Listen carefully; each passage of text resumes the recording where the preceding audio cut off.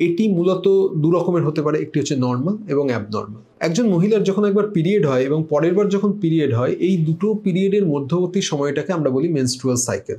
এবং এই মেনস্ট্রুয়াল সাইকেলে ফিমেল হরমোন বা ইস্ট্রোজেন এবং প্রোজেস্টেরনের একটা তারতম্য ঘটে বিভিন্ন সময় অনুযায়ী। এবং ইনিশিয়ালি মানে একটা পিরিয়ড হয়ে যাওয়ার পর পর ইস্ট্রোজেন হরমোন বেশি থাকার জন্য এই যে হোয়াইট ডিসচার্জ এটা কিছুটা থিক বা স্টিকি হয়, এবং তারপর আস্তে আস্তে ইস্ট্রোজেন হরমোন কমে এবং প্রোজেস্টেরন হরমোন বাড়ার জন্য এটি অনেকটা থিন হয়ে যায়।